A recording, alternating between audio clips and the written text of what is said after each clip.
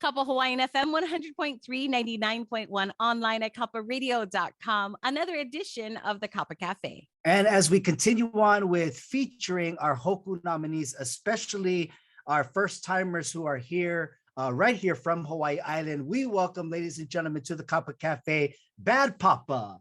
Hey, what's up, guys? Yes. What's going on? Thanks for.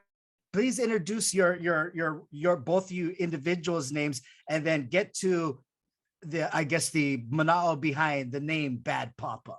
All right, I'm Bob Bahorkas, and I'm Jammin' Joe Buck. And let's see, how do we get to Bad Papa? Bob's grandkids. My grandkids. So my grandkids, when they were small and running around and getting into mischief, I would say, "You're a bad kid," and they would say, "Well, you're a bad papa." So. When Joe and I got together, bad can mean good, right? So we said, hey. I asked Joe and he said, "Yeah, I'll be a bad papa." Okay, we're bad papa. People seem to like it, so it's stuck. Yeah. Awesome. Thanks to the grandkids. Tell us how each of you made the Big Island your home. Well, I'll start it because I moved to the Big Island about 13 years ago. My wife is a marine biologist, and she had lived in Hawaii many times doing research out on the outer islands, French Frigate Shoals and all that. My brother has been a longtime resident of Kauai. So when I retired from my job at the university, we moved to Hawaii because I wanted to be near my brother, and my wife loves it in Hawaii. And I, used to surf. I wanted to move to Hawaii too. So that's how I got here. And then I started doing real estate. And Joe's aunt and uncle, actually, we live near them. And Joe's mom, you want to take it from here? Yeah, my mom was born and raised on Oahu. I'm a descendant of the Lyman family. I've got about 100 cousins, but none of them will claim me.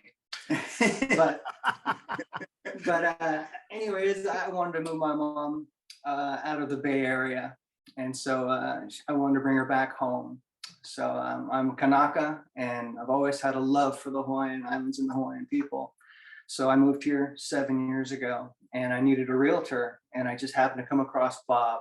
And my mother, I'm blind, and my mother noticed that Bob had these calluses all over his hands. Says, "You must play guitar." And so we sat down and started playing, and immediately realized that I speak Bob and he speaks Joe. So.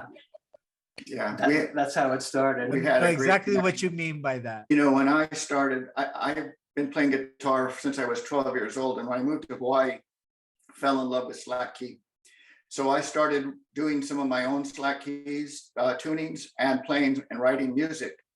And Joe, when we got together, I said, "Well, let me play you one of my tunes." And I happened to be in a B flat tuning, I think. And because his ear is perfect, he just jumps in there and started writing over my stuff. And we just said, "Oh, brother, we got to do this. We got to get together and start." Yeah, I said, "I know you're a realtor, bro, but you want to do something with this?"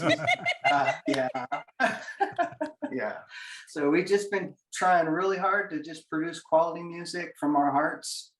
And it's not bad for a blind guy and a hearing impaired duo making this music in the little home studio. So yeah, I play drums, bass, guitar, trumpet, trombone, piano. Whatever it is, I can play it. I just have a knack for music. But one of these days, I'm going to master one of the instruments. Well, Joe can play anything, and he's excellent at anything he tries to play. He didn't say he's also descended from some very well-known musicians in his family. Yeah, on my father's side, my grandfather, Jack Buck, he played with Bob Scobie, Louis Armstrong, Bing Crosby, all the jazz greats. My father was a professional Dixieland trumpet player in the San Francisco Bay Area. Wow. So I've been playing trumpet since I was 3, and I picked up a guitar about 12 years ago when I lost my sight. And I lost my sight due to a hereditary eye disease called retinitis pigmentosa, which is a funny name, but it just focused me to really make music full time. So yeah, it's amazing. It's amazing what he can do. It, you know, blows my mind. Thank you, sir. We have what we call ourselves a multi-genre act. We just put out a brand new album on the 5th of this month called Slack Nova, and we've been so overwhelmed with the Na Hoku nominations that I just got the press releases out. But we do Latin music. We have a beautiful album. Our Beyond the Surface has been nominated for Contemporary Album of the Year. And so it's hard to put us in a category. I mean, we can rock you out, but we can make you cry too. We're in the finals. Beyond the Surface is a beautiful album. A lot of beautiful songs. Headed Home, Love of Hawaii. They're about, you know, island style, coming home. You know, just the love of the land, the Malama of Aina. You know, and then the other one, Big Island Rock and Blues. It's got some rock and blues on there, you know, so we got both sides covered right there. Do you guys work together as far as producing at your own studio, or do you guys kind of work separately and then bring it together? I have my own little home studio, and Bob comes over a couple times a week. We're always rehearsing or recording. So, you know, I'll do some of the stuff on my own as far as drums and bass and get things ready, but no, the final decision is both of us. We like to do the stuff together, and I can't see, so I do my recording on old school, you know, stuff, and because it has things I can actually feel. But Bob's got to help me with Bob's got to help me with the levels and mastering, you know, because nothing's worse than putting out a song and it's lower than everything else, you know. So, but that's amazing. We do the best we can, you know, low budget, low budget, but big heart. Now, how can everybody get your music? It's put out, you know, on all digital platforms, so it's out there. You know, Pandora or Apple Music, Spotify. You can get us on Amazon Music, basically anywhere you get your digital music. We have physical CDs that we sell at shows once we get them back. we were playing the Blue Dragon and the Hilton Tap Room regularly before COVID hit. And we're waiting for those jobs to come back. So, but then COVID hit and we decided we're not going to stop working. So that's when we got busy in the studio and, you know, started putting these last 2 albums, or actually 3 albums together, you know, writing, arranging, and producing them. So we've been busy. That's amazing. And blessed to have our both albums be nominated this year.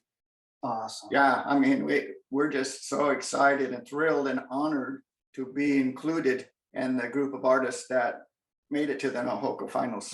So please tell everyone the 2 categories and the albums that are nominated. The first category is a Contemporary Album of the Year, and the album is Beyond the Surface by Bad Papa. Awesome. And the other nomination is for Rock Album of the Year, and that's Big Island Rock and Blues by Bad Papa. That's too cool. So awesome. Wish you guys the best of luck. As of this recording, the final ballots have already gone out. So we'll find out the winner at the actual show. So we'll see you guys there. Thank you so much for spending time with us, and please continue to do what you guys do. It's so awesome. Thank you. Mahalo, you guys. Yeah, mahalo, Jazz. We enjoy your show. Thank you, Jazz.